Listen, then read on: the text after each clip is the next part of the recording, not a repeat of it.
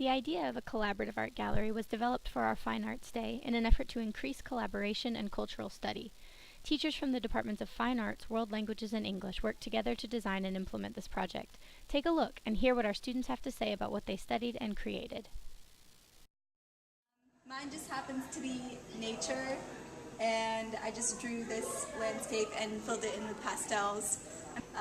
It's inspired by Paul Gauguin. He's a French artist, and he liked to draw and paint landscapes and women in natural settings.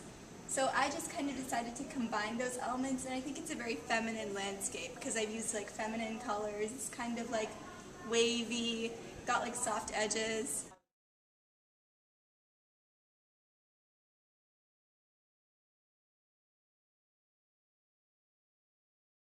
For mine, I composed a piece of music based on the ancient Greek modes. I did mine in Ionian and in Phrygian to have a comparable melody, which was really interesting. And so I would play my clarinet over the screencast, and you would get to hear it. And if you scan this QR, you get to hear the entire screencast.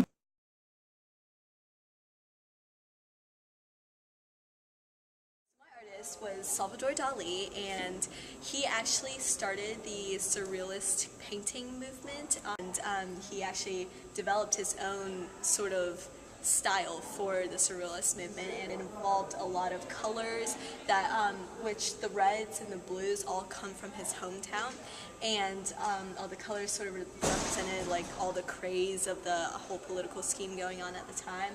And a lot of what he focused on was the whole idea of consumption, and that is displayed by the ants going into the arm and sort of taking over, and that reflected a lot of the consumerism at the time.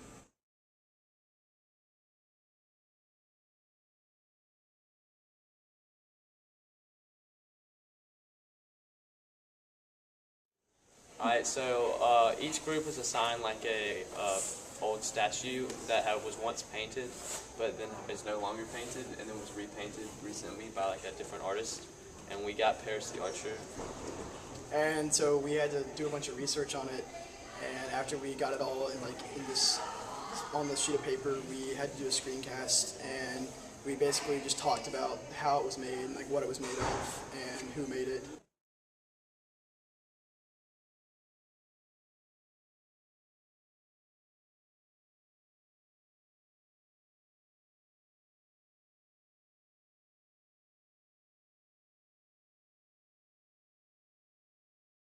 AP French class, we were learning about beauty and the different interpretations of beauty and how it can be perceived. And so I decided to do a painting because I really like painting as a form of art and a form of beauty.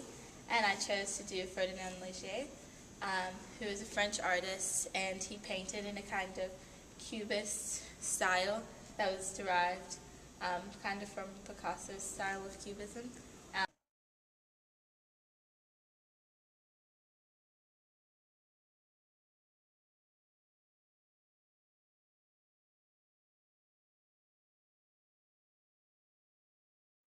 David, Matlock, and I, we did our screencast on the statue of Athena at the Temple of Aphaia. And started doing this project. Mr. Patterson just kind of gave us an example of what screencast was.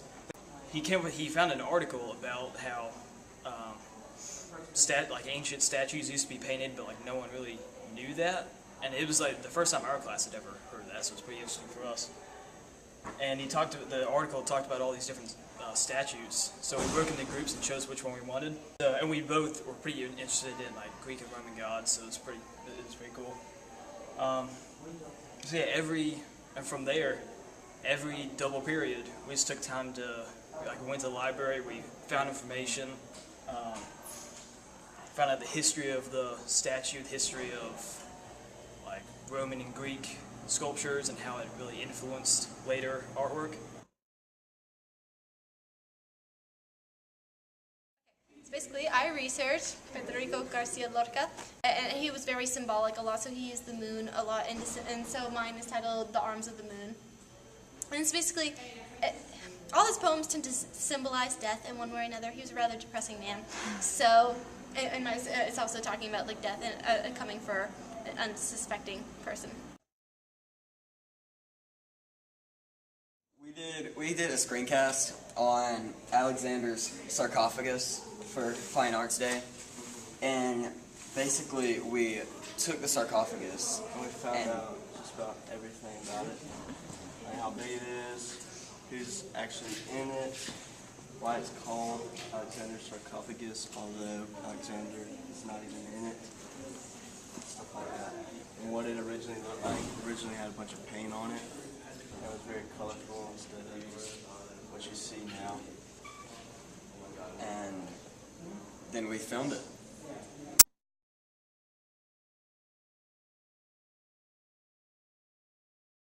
Hi, okay, so I'm going to use the app Quicksand to talk about my video. Just hold it up to there and almost instantly the URL will pop up.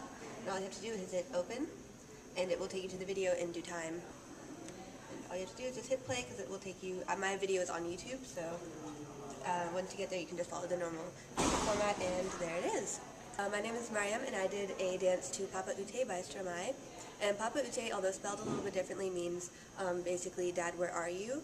Because the singer Stromae had a very troubled childhood. His dad was killed in the Tutsi genocide in Africa, and that was when he was very young, I believe around age 8 or so.